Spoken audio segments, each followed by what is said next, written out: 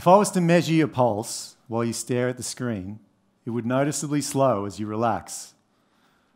So as an anxious speaker, it's a handy tip or tool, I don't know.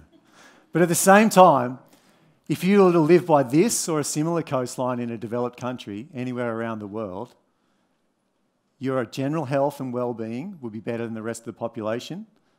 And because coastal property is worth more than property as a whole, you'd also be financially better off. So ironic then, isn't it, that a place that makes us healthier, wealthier and more relaxed could be in any trouble at all. But trouble it's in. So we've got more than 3 decades of government reports into the state of coastal environments. And they all tell us one very simple thing. Urgent reform of coastal governance is required. Yet we've been unable to make much progress. You see, as the reports pile up, coastal habitat is lost at an alarming rate. And at the same time, the damage bill from storms leaves states bankrupt and damages GDP. So I'd call this the great coastal tragedy.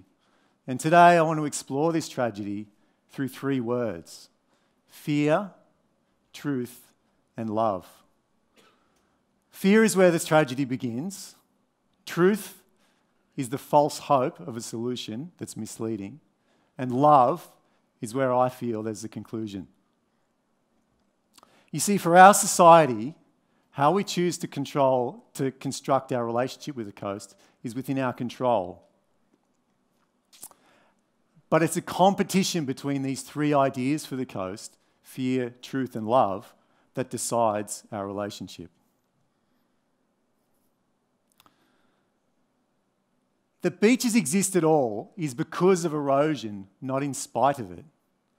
So when our policy for the coast frames erosion as a hazard, the force for creation has become a problem.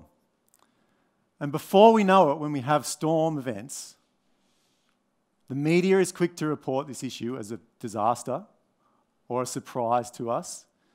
We see politicians waving shovels on seawalls at a vengeful and cruel sea. We have residents standing sad-faced at a fence lost to the waves. The trucks roll in, and before we know it, we're locked in a titanic battle. You see, fear is distracting us from the one thing that's inevitably clear if we reject fear.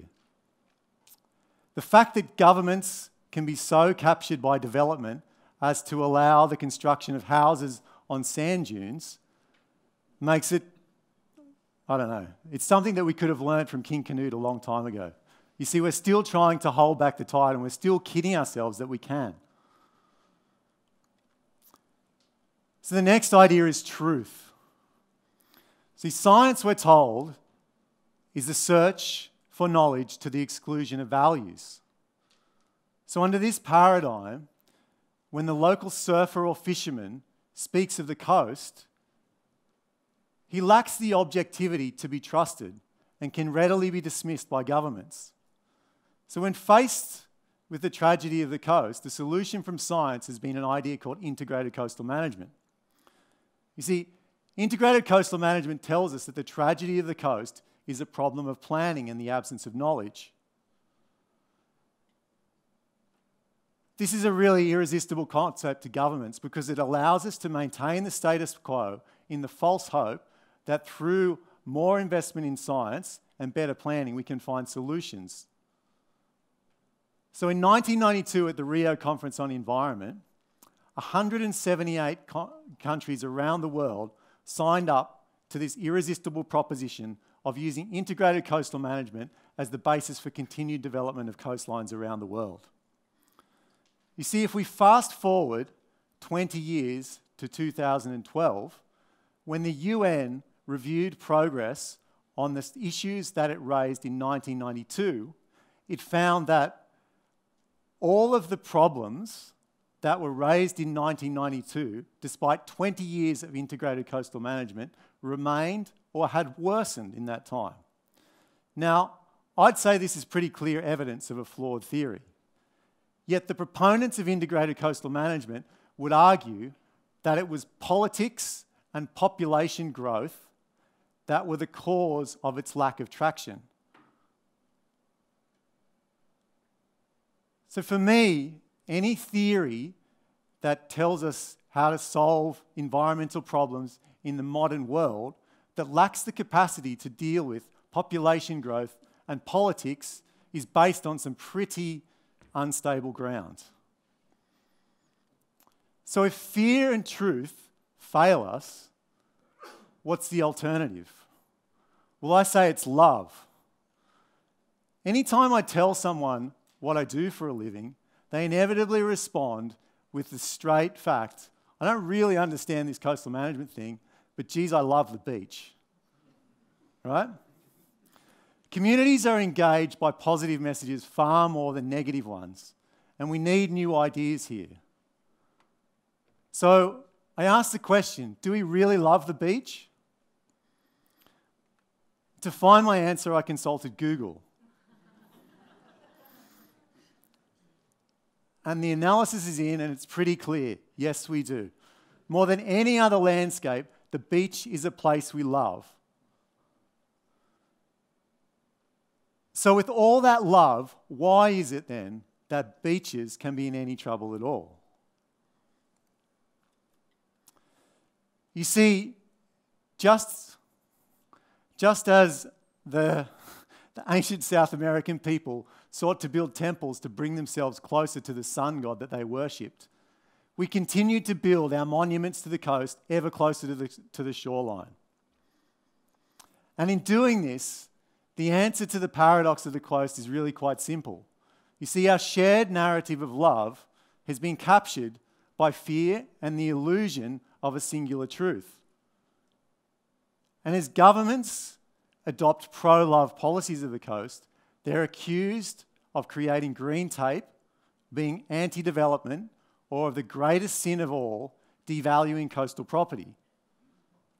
You see, the media largely ignores love. In the media, the coast is framed through shovels, sandbags, jobs, development, erosion, and disaster. It's all unhappy faces and post-storm problems. So I'd argue that the coast is as much an idea as a place. And as an idea, each of us can play a part in how we choose to construct the coast. Coastal managers, when they choose surf management plans over shoreline erosion management plans, choose love over fear. When journalists ask different questions of the coast, when they reframe the debate from fear to love, they're part of the solution. Governments can find spaces to lead here. When they make space for discussing coastal policy in the good times and not after storm events, we can have far more pragmatic discussions that find serious solutions. Universities too can teach their coastal management graduates a little about the humanities. Families and beach lovers can keep doing what they're doing and love the beach and question the way that these stories are reported in the media and the way that our governments talk to us about the coast. And finally, to many of my colleagues, I know you'll say to me that choosing love is impractical, particularly for the coastal planner who's faced with dealing with an erosion problem on a shoestring budget. But I'd say to you that while terms like coastal management describe our ambition to control the coast, it's not the coast, but us, that we have the opportunity to control. Thank you very much.